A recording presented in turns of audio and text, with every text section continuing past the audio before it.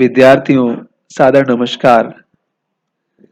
UGC Hindi net की परीक्षा के लिए, पीएचडी के शोध के लिए, आलेख लिखने, पढ़ने, समझने के लिए, कविता कैसे लिखी जाती है, कविता की व्याख्या कैसे की जाती है, कहानी को कैसे समझना है, कहानी का जीवन प्रसंग के साथ क्या संदर्भ है, क्या उसका संपर्क है और उसकी व्याख्या हम कैसे कर सकते हैं।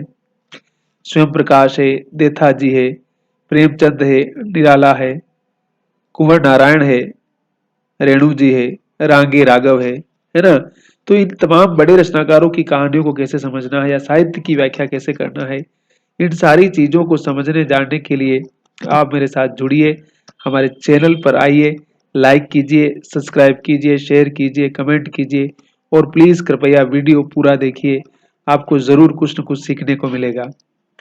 आपके यूजीसी नेट के पाठ्यक्रम में शामिल समकालीन साहित्यिक पत्रकारिता नाम से एक चैप्टर है। तो सबसे पहली बात है कि साहित्यिक पत्रकारिता क्या होती है। अखबार में लिखने वाली पत्रकारिता, क्राइम रिपोर्ट, यानी अलग अलग तरह की पत्रकारिता होती है, लेकिन साहित्यिक पत्रकारिता वो होती है जिसमें कोई साहित्यकार, रचनाकार किसी विषय पर अपना मत व्यक्त करता है और वो मंथली पत्रिका या साप्ताहिक पत्रिका जो पब्लिशिंग होती है उसमें कोई संपादक उसको पब्लिश करता है, उसमें छपती है और उसमें फिर लोगों के मत विमत आते हैं और इस तरह से क्रम चलता रहता है। आपको पता होगा कि प्रेमचंद खुद बड़े संपादक थे, हंस पत्रिका निकालते थे, जागरण निकालते थे, है ना। तो एक संपादक का क्या महत्वपूर्ण योगदान होता है किसी पीढ़ी को तैयार करने में, किसी नए तरह के विमर्श को खड़ा करने में।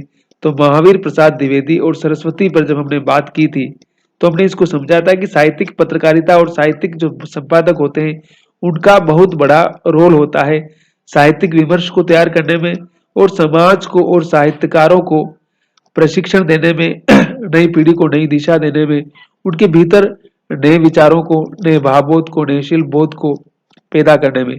तो साहित्यिक पत्रकारिता कहीं न कहीं गंभीरता और विषय की गहरी जानकारी, समझदारी और अध्ययन की मांग करती है। तो प्रेमचंद से अगर हम शुरू करेंगे तो महावीर प्रसाद द्विवेदी की बात हम कर रहे थे, उसके बाद उसमें बहुत सारी पत्रिका निकलती थी। अज्ञे खुद संपादक थे, प्रेमचंद खुद संपादक थे, है ना। अज्ञे ने बहुत सारी पत्रिकाएं निकाली, इंग्लिश में भी निकाली, हिंदी में भी निकाली और तमाम अनुवाद का काम भी उन्होंने किया, प्रतीक निकाला उन्होंने, है ना। तो कहने का मतलब है कि एक जो बड़ा लेखक होता है उसके आयाम कितने सारे होते हैं। तो अगर समकालीन साहित्यिक पत्रकारिता की बात करें तो बहुत सारी पत्रिकाएं निकलती है, जैसे वागार्थ निकलती है कलकत्ता से, भारतीय भाषा परिषद उसको निकालती है, उसका एक महत्वपूर्ण योगदान है समकालीन पत्रकारिता यानी साहित्यिक पत्रकारिता को बनाने में। फिर एक पत्रिका निकलती है हंस पत्रिका, आपने सुना ही होगा नाम, जिसको प्रेमचंद निकालते थे, बाद में फिर उनके पुत्र ने निकाला, फिर बंद हो जाती। फिर 1986 से राजेंद्र यादव, जिनका उपन्यास है सारा आकाश, और जो मनु भंडारी, और दोनों पति पत्नी थे। मनु भंडारी भी बड़ी लेखिका थी, राजेंद्र जी भी बड़े लेखक थे। तो राजेंद्र जी उस पत्रिका को फिर से दिल्ली से शुरू करते हैं और वो आज भी निकल रही है और उसने समकालीन साहित्यिक पत्रकारिता को और साहित्यिक जगत को नए विमर्श देने के लिए अपना महत्वपूर्ण योगदान दिया, जिसमें दलित, आदिवासी, ट्राइबल, तमाम तरह के डिस्कोर्स, है ना, भाषा को लेकर के, शिल्प को लेकर के, कहानी की कई पीढ़ियों को उन्होंने तैयार किया। अब तो राजेंद्र जी हमारे बीच नहीं है, उनकी पुत्री उस पत्रिका को देखती है और क्या नाम उनका संपादक साया जी उसको संपादित करते हैं। तो उस पत्रिका का बहुत बड़ा योगदान है, मंथली पत्रिका है वो। तो हंस की बात कर सकते हैं। फिर कथादेश, जिसके संपादक हरिनारायण जी हैं, वो भी दिल्ली से निकलती है। उसके बाद तद्भव पत्रिका है, जो अखिलेश जो बड़े लेखक है वो निकालते हैं लखनऊ से। उसके बाद विनोद तिवारी हमारे गुरुवर हैं जो पक्षधर निकालते हैं। उसके बाद साहित्य अकेडमी की अपनी पत्रिकाएं हैं, उदयपुर राजस्थान साहित्य अकादमी की जो पत्रिका है मधुमती वो निकलती है। उसके बाद ज्ञानपीठ की पत्रिका नया ज्ञानोदय निकलती, नई दिल्ली से निकलती है ना। फिर नेशनल बुक्स ट्रस्ट अपनी पत्रिका निकालता है। राजकमल जो आलोचना पत्रिका निकालता है, जिसके बहुत समय तक संपादक रहे, नामवर्षिक संपादक रहे, है ना, और बाकी कई लोग आते जाते रहे उसमें बीच में, तो वो पत्रिका है। उसके अलावा भी कई दलित, आदिवासी, ट्राइबल्स पत्रिकाएं निकलती है, तो जिनकी कहते हैं कि संख्या बहुत लंबी है, और जिसमें एक संपादक का हमारे मित्र अरुण देव ऑनलाइन पत्रिका निकालते हैं, समालोचन। आजकल तो ऑनलाइन का जमाना है ना भाई, तो ऑनलाइन भी बहुत सारी पत्र पत्रिकाएं निकलती है। अपनी माटी निकालते हैं हमारे मित्र, माणिक निकालते हैं, जो चित्तौड़गढ़ से निकालते हैं, है ना।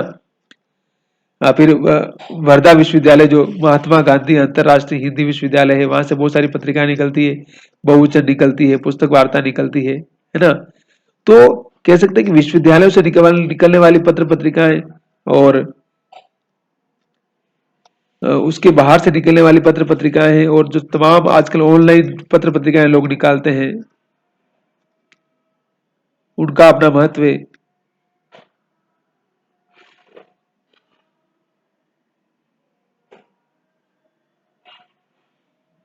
ठीक है।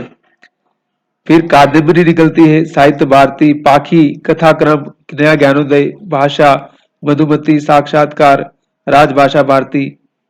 तो इस तरह की बहुत सारी पत्रिकाएं, और उस दौर में जो निकलती थी, जैसे धर्मयुग का नाम आपने सुना होगा, बहुत फेमस पत्रिका थी वो। उत्कर्ष, नए पत्ते, पाटल, प्रतीक आगे निकालते थे, निकष, सरिता, आलोचना, इतिहास बोध, है ना। तो इस प्रकार से बहुत सारी पत्र पत्रिकाएं हैं, और उन पत्र पत्रिकाओं को पढ़ करके या उन पत्र पत्रिका का उपयोग करके हम समकालीन साहित्यिक पत्रकारिता का महत्व भी समझ सकते हैं, और उसकी क्या महत्ता है उसको भी हम समझ सकते हैं, और उसकी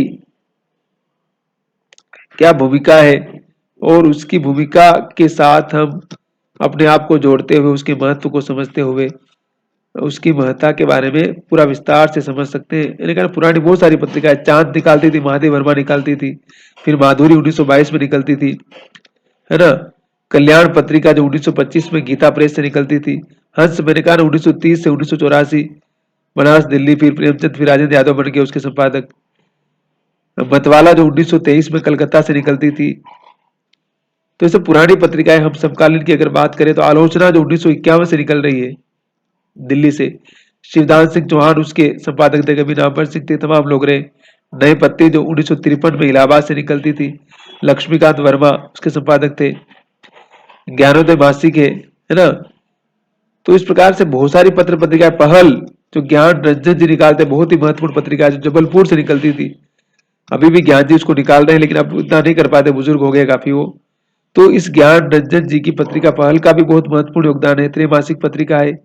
फिर दिनमान साप्ताहिक था उस जमाने में, 1965 में निकलता था, रघुवीर साय संपादक थे। वर्तमान साहित्य जो 1984 से निकल रहा है, और विभूति नारायण राय जो कि पुलिस ऑफिसर भी थे लेकिन साहित्य भी लगातार लिखते रहे, तो उनकी पत्रिका है।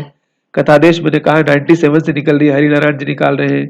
नया खून उस समय निकलती थी, मुक्तिबोध निकालते थे। तो इस प्रकार से बहुत सारी पत्रिका है, और जिनका बहुत महत्वपूर्ण योगदान है हमारी साहित्यिक बिरादरी को नया रास्ता दिखाने के लिए, नई दिशा दिखाने के संदर्भ में। इस तरह से आप कहेंगे तो इन सारी पत्र पत्रिकाओं या साहित्यिक पत्र पत्रिकाएं और साहित्यिक पत्रकारिता ही हमारे व्यक्तित्व को निर्मित करने में, हमारी सोच को बनाने में, और हमारे साहित्यिक विमर्श को महत्वपूर्ण बनाने में इसकी एक बहुत ही महत्वपूर्ण भूमिका होती है। इसलिए हम साहित्यिक पत्रकारिता का इम्पोर्टेंस है, क्या उसकी महत्ता है, उसको समझना हमारे लिए बहुत जरूरी है। तमाम अनिल चंपड़िया जी हमारे मीडिया पर पत्रिका निकालते हैं नई दिल्ली से, बड़े पत्रकार हैं, बड़े लेखक हैं वो। उनकी पत्नी खुद कविताएं लिखती है, सपना चमड़िया जी, है ना।